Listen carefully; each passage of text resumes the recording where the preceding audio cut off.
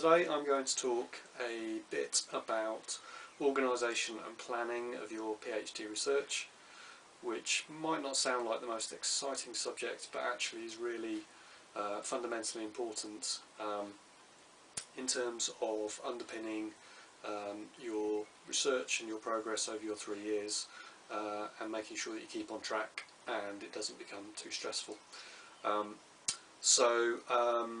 What I'm going to be talking about really is the approach that I use to organise my work. So it might not necessarily be all something that you will want to do, but hopefully there'll be useful things in there. But I think the main thing is to find an approach that works for you and to have a plan as to how you organise your work. So a few fundamental things. Firstly, I think the first thing to say is the importance of having good regular contact with your supervisor, whether that's face-to-face or phone or by email. So I have a monthly meeting with my supervisor, and that's really useful for me to report progress, for him to provide advice and ideas, but also to make sure that I'm generally on track. It's also important to have a outline timetable and plan for your 3 years, so that you know in general terms what you're going to be doing when, and you can make sure that you're keeping on track. And within that you would be best advised to kind of divide that into bite-sized chunks, so that you kind of look, for instance, at what you're going to be doing over the next 2 or 3 months, and kind of focus on that, but with an eye to the longer term plan.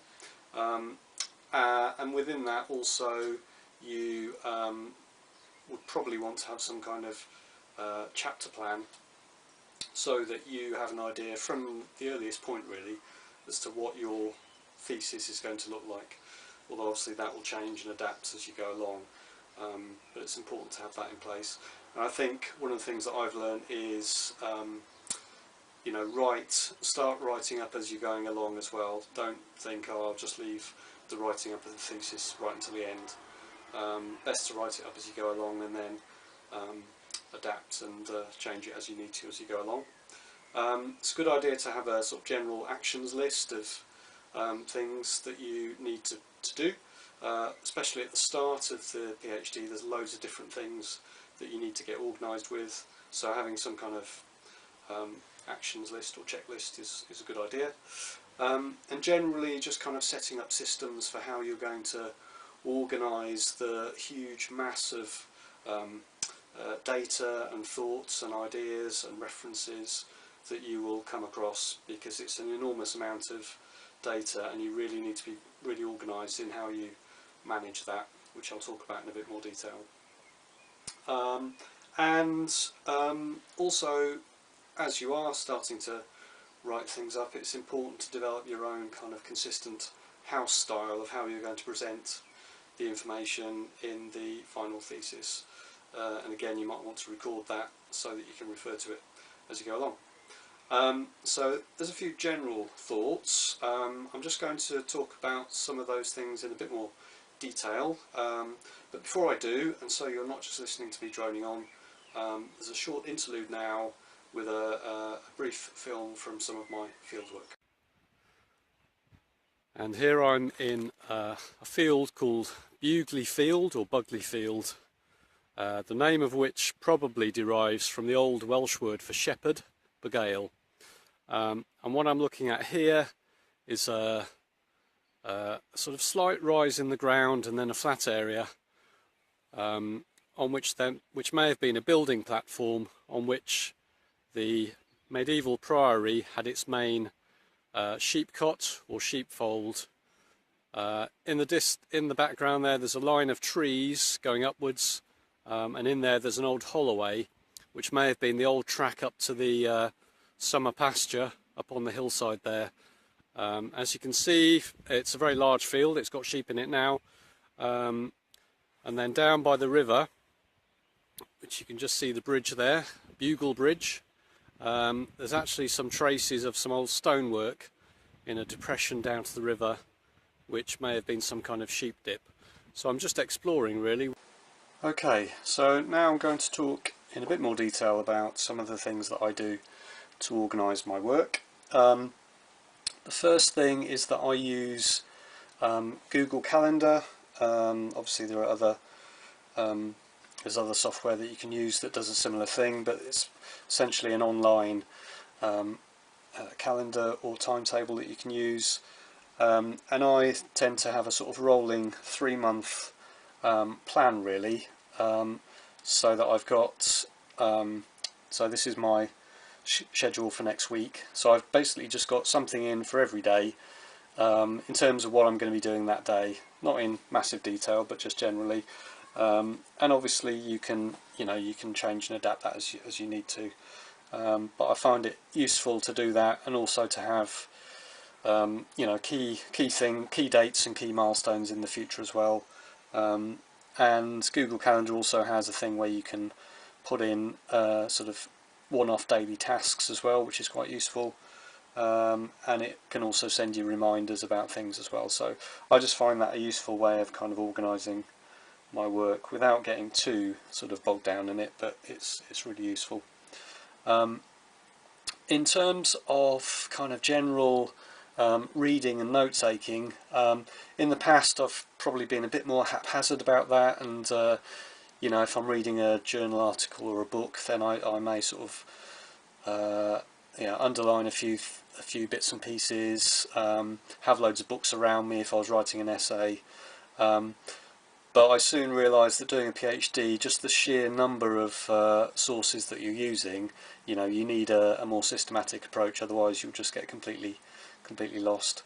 So for each bit of work that I'm doing, what I tend to do is have just a Word document that I use to list all of my sources, and that's where I put my notes. So for each book or journal that I'm looking at, I'll just note down the details of the book when I've taken notes, and just have my notes in there so that everything's together in a single document for that section of the PhD. And when it comes to writing up, then that's what I use to as my notes for the actual draft chapter that I'm working on. What it means is that I probably take many more notes than I will actually use in the thesis, but that's just the way that works well for me. Alongside that, I use software called EndNote, which is just a referencing software. So whenever I use a new reference source, then I put the details into that software, and just make a note that I've done that on this list, so that I know what I've got in my reference list. And I mean, to date I've got about over 300 references in there, and that'll just go up and up and up. I think just generally you need to just have a think about how you're going to organise your materials generally. Obviously most people have a lot of stuff on the computer, so I spent quite a bit of time sort of thinking about how I wanted to organise my files. So I've got lots of different sub-files for different elements of my research. So there's a sub-file with my draft thesis chapters in there. I've got a sub-file with my case study information in there. I've got a sub-file with kind of information sources, etc, etc, and obviously it's vitally important to have a backup version of that as well, so that in the event that something goes wrong with where you've got that stored, that you've got it backed up. So I just have a note to myself in Google Calendar to back up every Friday. Otherwise it would be a bit of a disaster to lose things. I think generally it's just a good idea, within your sort of schedule, to have regular reviews of kind of progress, how you think it's going, whether you need to make any changes in your schedule, because inevitably things will change. And I think in terms of field work, if you're doing fieldwork or case studies or archive visits, which I'm doing. I think then you need almost a sort of mini plan for how that's going to work. So I've just got an Excel file that I use for my case studies, for instance, where I can just note down all the different kind of things that I need to do in the case study, the research activity, any field work that I'm going to be doing sort of rough dates when I'm going to be doing that. Again, just so I can sort of keep stock of how I'm progressing. Okay, so there's just a few thoughts and ideas about how I organise my PhD research, and I'm going to finish with another short film from my fieldwork.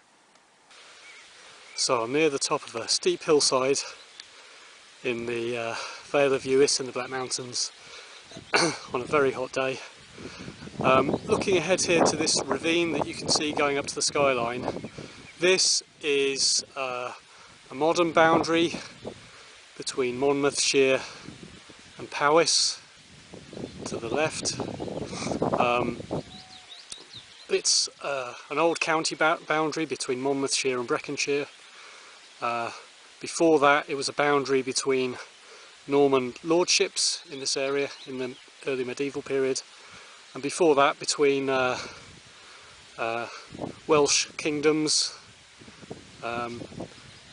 and it's kind of an indication. I'll just film down the steep slope here. So the border here is following this ravine that you can see in the trees, which is obviously a natural feature. But above here on the more open moor side, it just follows a fairly arbitrary straight line, essentially a line on a map. Below us it drops down steeply to the River Hondu down in the valley bottom and follows that, and then follows another deep ravine that you can just see in the centre of the picture here, which is the sort of fairly thick line of trees going up to a natural hollow at the end of at the top of the fields, and then again it follows an arbitrary line up that very steep hollow up to the ridge, and then it follows the ridge line all the way down to the south of the valley. So yeah, just an indication that boundaries kind of follow a mixture of natural features but also sometimes just arbitrary straight lines, even those that have been with us for centuries, if not millennia. Right, I'm going to go back to walking to the top of this hill now.